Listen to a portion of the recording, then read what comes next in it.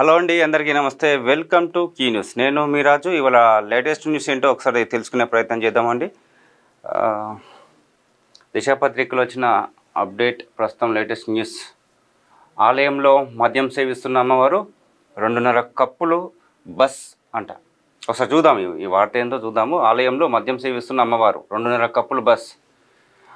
సాధారణంగా ఆలయాల్లో దేవుళ్ళకి అనేక రకాల నైవేద్యాలు పెడుతూ ఉంటారు. అలాగే అమ్మవారిని ప్రసన్నం చేసుకునేందుకు మాతారానికి లడ్డులు, పేడాలు, బర్ఫీలతో పాటు 56 రకాల వంటకాలను నైవేద్యంగా పెడతారు. అయితే అక్కడక్కడ కొన్ని ఆలయాల్లో మాత్రం దేవుళ్ళకి విచిత్రంగా బిర్యానీ, సిగరెటు, మాంసం వంటి వాటిని నైవేద్యంగా పెట్టడం చూసే ఉంటాం. అలాగే ఇప్పుడు మనం చెప్పుకునే ఆలయంలో అమ్మవారికి మద్యాన్ని నైవేద్యంగా పెడతారట.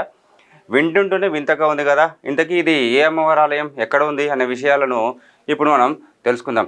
ఇదంతా విచిత్రంగా అనిపిస్తుంది. ఆలయాల్లో మాత్రం దేవుళ్ళకి విచిత్రంగా బిర్యానీ, సిగరెట్, మాంసం పెట్టడం విచిత్రంగానే అనిపిస్తుంది. ఒకసారి చూద్దాం. అలా మద్యం పెడుతుంటారు అనేది మనం అక్కడక్కడ చూస్తూ ఉంటాము. అమ్మవారికి మద్యం నైవేద్యంగా పెట్టే ఆలయం రాజస్థాన్లోని నవ్గఢ్ జిల్లాలోని బన్వాల్ గ్రామంలో ఉంది. ఈ అమ్మవారిని బన్వాల్ మాత అని పిలుస్తారు. బన్వాల్ మాతను కాళీమాత రూపంగా భావిస్తారు. ఈ ఆలయానికి వచ్చిన భక్తులు ఈ తల్లికి మద్యాన్ని నైవేద్యంగా నివేదిస్తారు. అది కూడా కేవలం 2.5 కప్పుల మద్యాన్ని మాత్రమే అని చెబుతున్నారు. ఈ ఆలయంలో ఈ సాంప్రదాయం వందల ఏళ్ళుగా కొనసాగుతుందని అక్కడికి వచ్చే భక్తులు చెబుతున్నారు. ఈ ఆలయంలోని మరో విశేషం ఏమిటంటే, అమ్మవారికి పూజారి మద్యాన్ని నైవేద్యంగా పెట్టగానే అమ్మవారు మద్యాన్ని సేవిస్తారని చెబుతున్నారు. మరో విశేషం ఏమిటంటే, ఈ ఆలయాన్ని పూర్వం ఏ రాజులో గ్రామ పెద్దనో కాకుండా దోపిడీ దొంగలు పునరుద్ధరించారని ఆలయ చరిత్ర చెబుతుంది. నేలను చీల్చిన చెట్టు కింద బన్వాల్ మాత కనిపించిందని చెబుతున్నారు.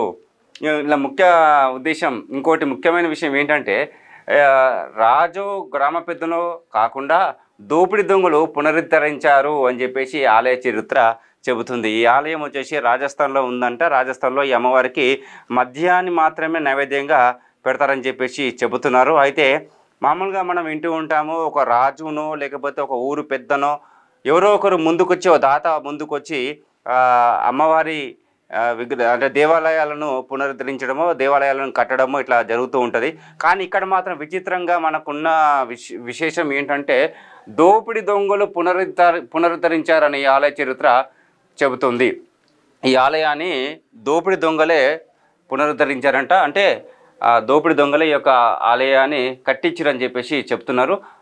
నేలను చీల్చిన చెట్టు కింద బన్వాల్ మాత కనిపించిందని చెబుతున్నారు. వెండి కప్పులో అమ్మవారికి మద్యం. ఈ అమ్మవారికి వెండి కప్పులో మాత్రమే మద్యాన్ని పోస్తారట. అదేందో చూద్దాము.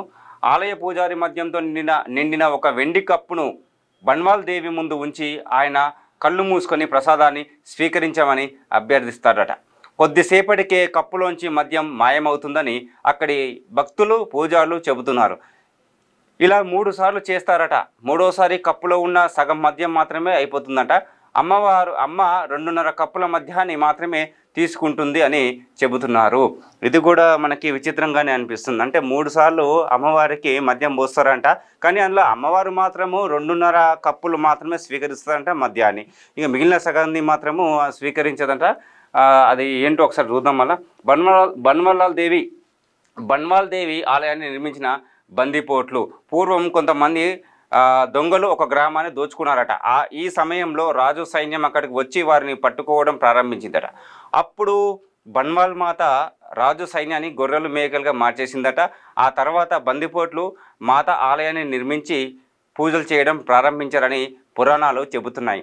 ఆలయంలోని పురాతన శాసనం ప్రకారం ఈ ఆలయం 12వ శతాబ్దం కంటే పురాతనమైనదట. అంతేకాదు, ఈ ఆలయం ఎర్ర రాళ్లతో నిర్మించారు. ఈ ఆలయం రాజస్థాన్లోని ప్రసిద్ధ శక్తిపీఠాలలో ఒకటిగా చెబుతారు. విరజిత్ ఆలయ గర్భగుడిలో బ్రాహ్మణి, కాళీమాత 2 విగ్రహాలు ఉంటాయి.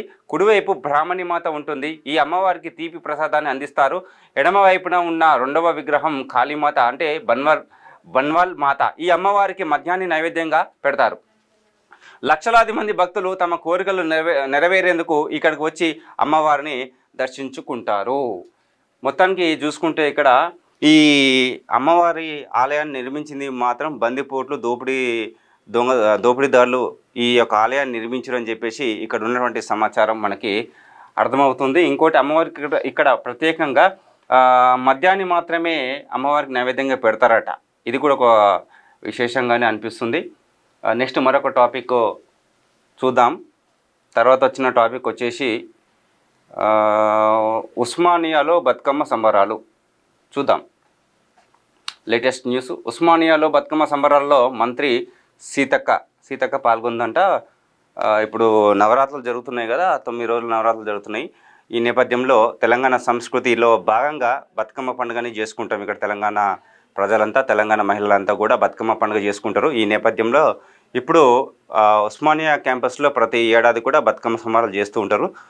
చేస్తున్న సందర్భంగా అందులో మంత్రి సీతక్క కూడా పాల్గొన్నారు. ఒకసారి అది కూడా చూద్దాం. ఉస్మానియా యూనివర్సిటీలో నిర్వహించిన బతుకమ్మ సంబరాల్లో మంత్రి సీతక్క హాజరై సందడి చేశారు. యూనివర్సిటీ టీచింగ్, నాన్ టీచింగ్ సిబ్బంది, విద్యార్థినులతో కలిసి మంత్రి సీతక్క బతుకమ్మ ఆడారు.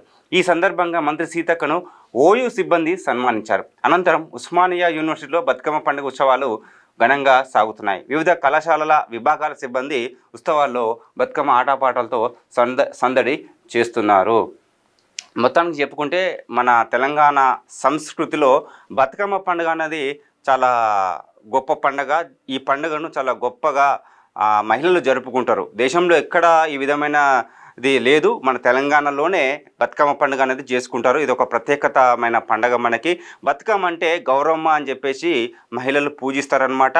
పువ్వులతోటి, రకరకాల పువ్వులతోటి తయారు చేసి అమ్మవారికి ఒక బతుకమ్మలాగా తయారు చేసి దాన్ని తీసుకెళ్ళి ఇంటి ముందుట పెట్టి ఇంటి ముంగట అది ఇట్లా ఏమంటారు సాన్పిలాగా ఇట్లా చల్లుకుంటారు అన్నమాట. అలాగే ఎర్రమన్ను చల్లుకున్న విధంగా చేసుకొని సాంప్రదాయబద్ధంగా మహిళలు ఈ యొక్క కార్యక్రమాన్ని చేసుకుంటారు. దాని తర్వాత తీసుకెళ్ళి గంగాలో, అంటే గంగా నదిలో దీన్ని బతుకమ్మని నిమజ్జనం చేస్తారనమాట.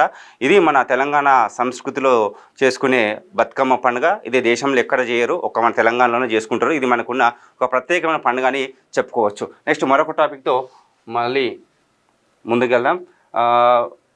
రాజేంద్ర ప్రసాద్ను పరామర్శించిన హీరో వెంకటేష్. ఏమైంది చూద్దాం ఒకసారి. రాజేంద్ర ప్రసాద్ను పరామర్శించిన హీరో వెంకటేష్ అంట. ఓహో, వాళ్ళ కూతురు, ఆమె కూతురు. Okay, right. ప్రముఖ నటుడు రాజేంద్ర ప్రసాద్ కుమార్తె గాయత్రి నేడు ఉదయం గుండెపోటుతో కన్నుమూసిన సంగతి తెలిసిందే. దీంతో రాజేంద్ర ప్రసాద్ కుటుంబంలో విషాద ఛాయలు అమలుకున్నాయి. ఇక కూతురిని కోల్పోయి బాధలో ఉన్న నటుడిని పరామర్శించడానికి ఇప్పటికే నటులు సాయి కుమార్, శివాజీ రాజా, ఏడిద రాజాలతో పాటు తెలంగాణ మాజీ మంత్రి ఎర్రబెల్లి దయాకర్, ఎమ్మెల్యే మాధవరం కృష్ణారావు వంటి రాజకీయ నాయకులు వచ్చారు. అలాగే పలువురు సెలబ్రిటీలు ఎక్స్ వేదికగా తమ ప్రగాఢ సానుభూతిని తెలిపారు. ఎక్స్ వేదిక అంటే ట్విట్టర్లో ఉండే కదా, ట్విట్టర్ తర్వాత ఎక్స్ అని వచ్చింది. ఆ యొక్క సోషల్ మీడియా ద్వారా వారి ప్రగాఢ సానుభూతిని తెలిపారంట.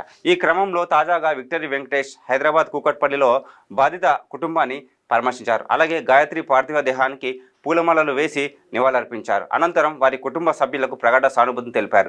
ప్రస్తుతం ఇందుకు సంబంధించిన ఫోటోలు, వీడియోలు సోషల్ మీడియాలో వైరల్ అవుతున్నాయి.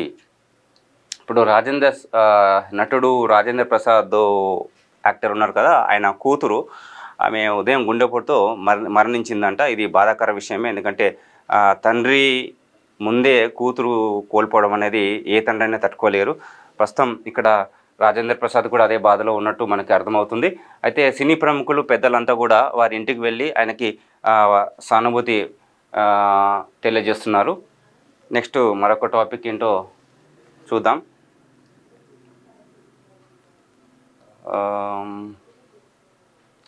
కేటీఆర్ ఈటలకి ఇదే నా సవాల్, CM Revanth Reddy powerful speech. KTR ఈటలకి ఇదే నా సవాల్, CM Revanth Reddy powerful speech అంట. అది ఏందో చూద్దాం ఒకసారి. బీఆర్ఎస్ బీజేపీ నాయకులకు, అందులోనూ స్పష్టంగా కేటీఆర్, హరీష్ రావు, ఈటల రాజేందర్కి తెలంగాణ సీఎం రేవంత్ రెడ్డి స్ట్రైట్ సవాల్ విసిరారు.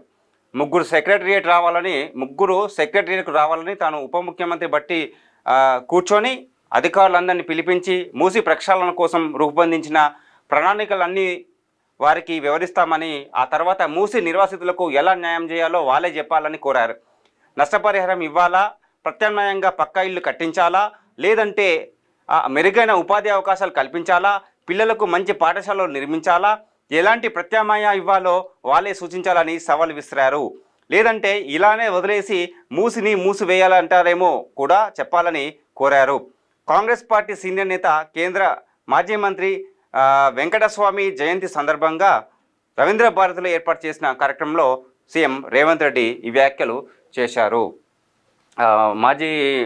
మాజీ కేంద్ర మంత్రి వెంకటస్వామి జయంతి సందర్భంగా రవీంద్ర భారతిలో ఈ యొక్క కార్యక్రమాన్ని నిర్వహించడం జరిగింది. ఆ నేపథ్యంలో సీఎం రేవంత్ రెడ్డి అక్కడ ముఖ్య అతిథిగా హాజరైన సందర్భంగా అక్కడ మాట్లాడిన మాటలుగా మనకి తెలుస్తుంది. ఎందుకంటే గతంలో కూడా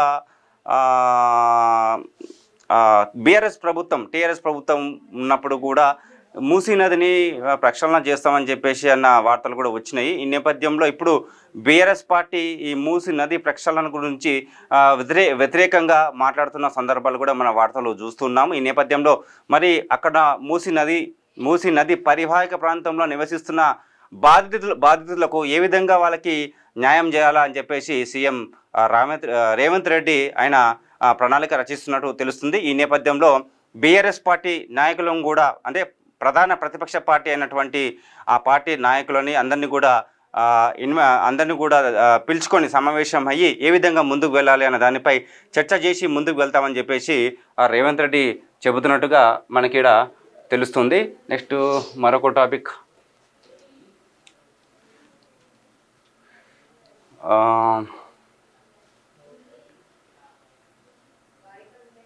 తుంగతుర్తి ఎమ్మెల్యేకు వ్యతిరేకంగా కాంగ్రెస్ నేతల ధర్నా.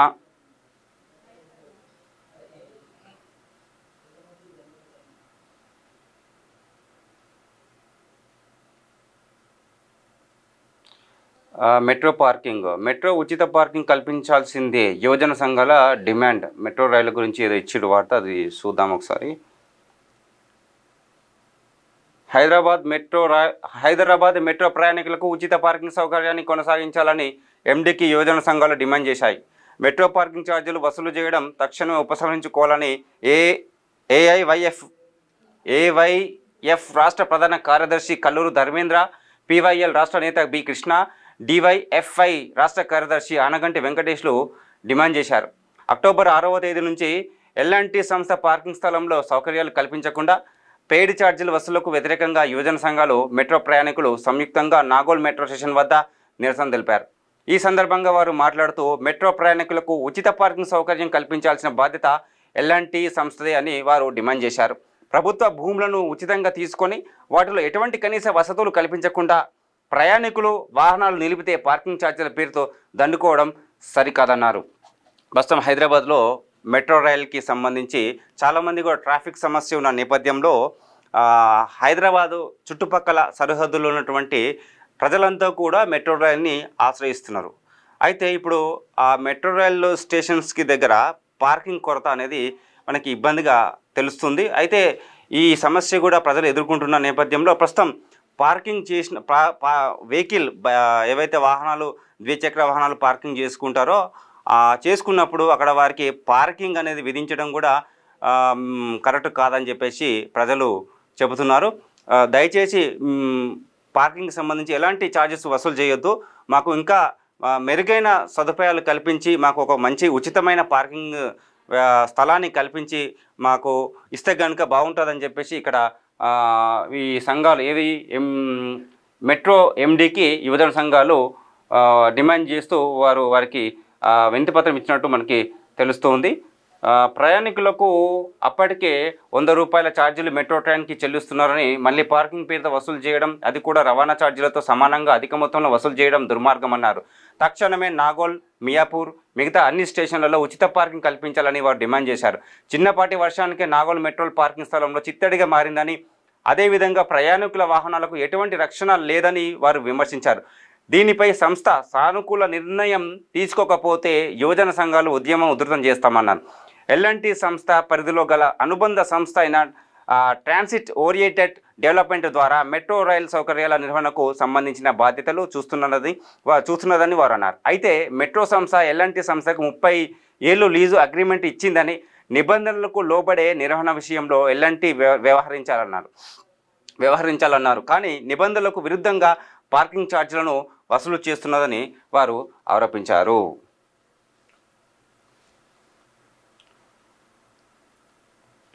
నెక్స్ట్ మరొక టాపిక్ తీసుకుందాం.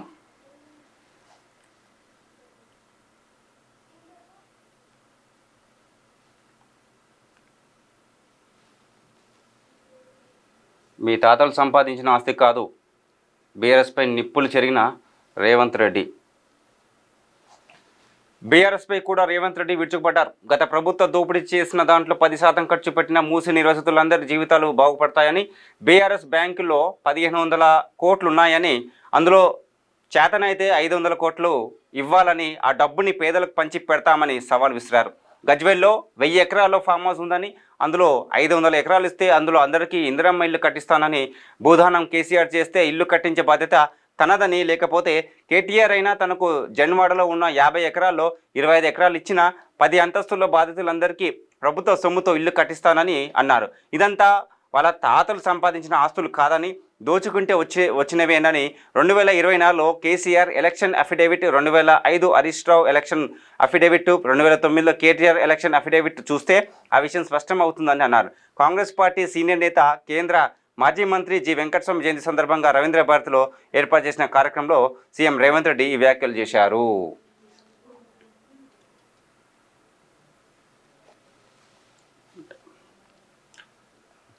నెక్స్ట్ మరొక టాపిక్తో ముందుకెళ్దాం.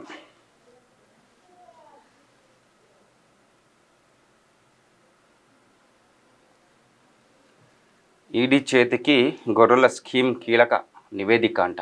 ఈడీ చేతికి 700 కోట్ల గొర్రెల స్కామ్ కేసులో కీలక పరిణామం చోటు చేసుకుంది. వెటర్నరీ డిపార్ట్మెంట్ స్కీమ్ మార్గదర్శకాలు, లబ్ధిదారుల జాబితాను ఈడీకి అందజేసింది. మరోవైపు స్కీమ్కు సంబంధించి పూర్తి రిపోర్ట్ను ఈడీ ఏసీబీలకు గొర్రెలు, మేకల పెంపకందారుల సమాఖ్య అందజేసింది. రాష్ట్రంలో గొర్రెల పంపిణీ స్కామ్ కేసును మనీ లాండరింగ్ నిరోధక చట్టం కింద విచారణ చేపట్టనున్నామని రాష్ట్ర గొర్రెల మేకల అభివృద్ధి సమాఖ్య మేనేజింగ్ డైరెక్టర్కు హైదరాబాద్లోని ఈడీ జోనల్ కార్యాలయం సంయుక్త సంచాలకుడు గతంలో లేఖ రాశారు. ఈ పథకానికి సంబంధించిన పూర్తి సమాచారం ఇవ్వాలని లేఖలో పేర్కొన్నారు. జిల్లాల వారీగా లబ్ధిదారుల పేర్లు, వారి అడ్రస్లు, ఫోన్ నంబర్లు, బ్యాంక్ ఖాతాల వివరాలు తదితర సమాచారం ఇవ్వాలని ఈడీ కోరింది. గొర్రెల కొనుగోలు కోసం సమాఖ్య నుంచి ఏ జిల్లాల అధికారులు ఖాతాలో నిధులు జమ చేశారో వారి వివరాలు, ఆయా బ్యాంకు ఖాతాల సమాచారం, లబ్ధిదారుల వాటాగా జమ చేసిన నిధులు ఏ ఖాతాలో జమ అయ్యాయి వివరాలు ఇవ్వాలని ఈడీ కోరింది. అదేవిధంగా గొర్రెల రవాణా ఏజెన్సీల సమాచారం, వాటికి జరిగిన చెల్లింపుల వివరాలు, గొర్రెలకు కొనుగోలు చేసిన దాన్ని ఏ లబ్ధిదారులకు పంపించారు, దీనికోసం ఎవరికి నిధులు ఇచ్చారనే అంశాలకు సంబంధించిన సమగ్ర సమాచారం కావాలని తెలిపింది. ఈ పథకంలో జరిగిన అవినీతిపై అంతర్గత నివేదికతో కూడిన సమాచారం కూడా వెంటనే ఇవ్వడం ఆ లేఖలో పేర్కొంది. ఈ మేరకు తాజాగా సమాఖ్య పూర్తి రిపోర్ట్ను అందించింది. ఇప్పటికే గొర్రెల స్కామ్ కేసులో ఈడీ ఈసీఐఆర్ నమోదు చేసింది. మాజీ డైరెక్టర్ రామచందర్, మొయినుద్దీన్, అక్రముద్దీన్లను అదుపులోకి తీసుకునే అవకాశం ఉంది. మరోవైపు గొర్రెల కొనుగోలు పేరిట దాదాపు 700 కోట్ల కుంభకోణం జరిగిందన్న ఆరోపణలపై ఇప్పటికే ఏసీబీ విచారణ చేస్తోంది. ఇప్పటి వరకు 10 మందిని అరెస్ట్ చేశారు. మరోవైపు దర్యాప్తులో భాగంగా పశుసంవర్ధక శాఖ సిఇఓ రామచందర్ నాయక్, మాజీ ఓఎస్డి కళ్యాణ్ కుమార్లను ఏసీబీ అధికారులు గతంలో అరెస్టు చేశారు. ఏదైతే ఈ గొర్రెల కొనుగోలు పేరిట ఉన్నటువంటి కుంభకోణం ఉందో ఇది 700 కోట్ల రూపాయల కుంభకోణం జరిగిందని చెప్పేసి గతంలో వచ్చిన ఆరోపణల మేరకు ఏసీబీ అధికారులు ఈ కేసుని టేకప్ చేసి అందులో ఉన్నటువంటి ఎవరైతే ఆ కుంభకోణానికి పాల్పడారో వాళ్ళందరినీ కూడా ఏసీబీ అధికారులు అరెస్ట్ చేయడం జరిగింది. ప్రస్తుతం ఆ కేసు కూడా ఇప్పుడు ముందుకు వెళ్తుందని మనకు దీన్ని బట్టి అర్థమవుతుంది. మరి ముందు దీని వెనుక ఎవరు ఉన్నారనేది కూడా పూర్తి డేటా కూడా అధికారులు బయటకు తీసే అవకాశాలు మనకి కనబడుతున్నాయి.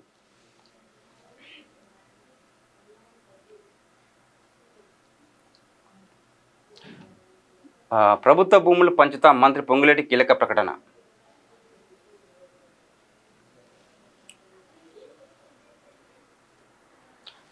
ధరణి పోర్టల్తో గత బీఆర్ఎస్ ప్రభుత్వం ఆటలు ఆడిందని మంత్రి పొంగులేటి శ్రీనివాస్ రెడ్డి పేర్కొన్నారు. శనివారం మంత్రి పొంగులేటి నల్లగొండలో పర్యటించారు. ఈ సందర్భంగా ఆయన మాట్లాడుతూ ధరణిలోని లోపాలను పరిష్కరిస్తున్నట్టు తెలిపారు. యాచారం, తిరుమలగిరి మండలాలను పైలట్ ప్రాజెక్టుగా ఎంపిక చేసినట్లు పేర్కొన్నారు. భవిష్యత్తులో భూమి విషయంలో రైతన్నకు ఎలాంటి భయం లేకుండా చేస్తామని హామీ ఇచ్చారు. ధరణి ప్రక్షాళన విషయంలో ప్రతిపక్షాల సలహాలు సూచనలు స్వీకరిస్తామని అన్నారు. గతంలో భూమి లేకుండా పాస్ పుస్తకాలు సృష్టించి రైతు బంధు తీసుకున్నారని గుర్తు చేశారు. నిజమైన రైతులకు లబ్ధి చేయడమే తమ ప్రభుత్వ లక్ష్యమన్నారు. డిసెంబర్ నాటికి అర్హులైన పేదలకు ప్రభుత్వ భూములు పంచుతామని కీలక ప్రకటన చేశారు. నాగార్జున సాగర్ నియోజకవర్గానికి 5,000 ఇందిరమ్మ ఇల్లు ఇస్తామని అన్నారు. కాగా తెలంగాణలో త్వరలోనే కొత్త ఆర్ఓఆర్ చట్టం అమల్లోకి రానుంది. ఇతర రాష్ట్రాలకు ఆదర్శంగా ఉండే విధంగా ఈ చట్టాన్ని రూపొందించినట్టు పొంగులేటి శ్రీనివాసరెడ్డి చెప్పుకొచ్చారు. ఈ కొత్త చట్టం రూపకల్పన విషయంలో ప్రజల అభిప్రాయాలు పరిగణలోకి తీసుకుంటామని పొంగులేటి పేర్కొన్నారు. ధరణి పోర్టల్ వల్ల తెలంగాణ ప్రజలు తీవ్రంగా ఇబ్బందులు ఎదుర్కొన్నారని, ఇప్పటికే చాలా భూ సమస్యలు పెండింగ్లో ఉన్నాయని మంత్రి వివరించారు. ఈ కొత్త చట్టం తీసుకువచ్చి అందరి భూ సమస్యలను వీలైనంత త్వరగా పరిష్కరిస్తామని హామీ ఇచ్చారు. మంత్రి పొంగులేటి శ్రీనివాసరెడ్డి ఆయన చెప్పే విషయం ఏంటంటే, గతంలో బీఆర్ఎస్ పార్టీ ప్రభుత్వం హయాంలో ఉన్నప్పుడు ధరణి పోర్టల్ అని చెప్పేసి ఒకటి తీసుకొచ్చారు.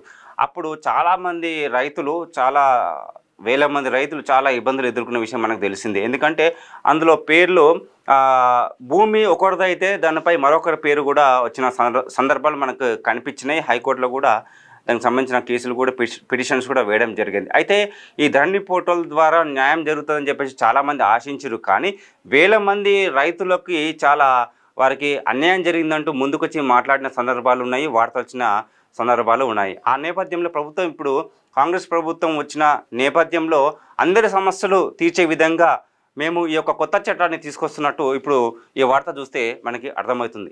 మంత్రి పొంగులేటి శ్రీనివాసరెడ్డి ఇచ్చినటువంటి ఈ యొక్క ప్రకటన చూస్తే రైతులకు న్యాయం జరగాలని మనం కూడా కోరుకుందాం. ఓకే ఫ్రెండ్స్, నెక్స్ట్ చూశారు కదా ఈ టాపిక్స్. నెక్స్ట్ మరొక టాపిక్స్తో మళ్ళీ కలుద్దాం. నమస్తే. క్యూ న్యూస్ ఛానల్లో పనిచేయటకు అనుభవం గల సీనియర్ వీడియో ఎడిటర్స్ కావాలను సంప్రదించవలసిన నెంబర్ 8688926084. qnewsads@gmail.com ను సంప్రదించండి. లైక్ చేయండి,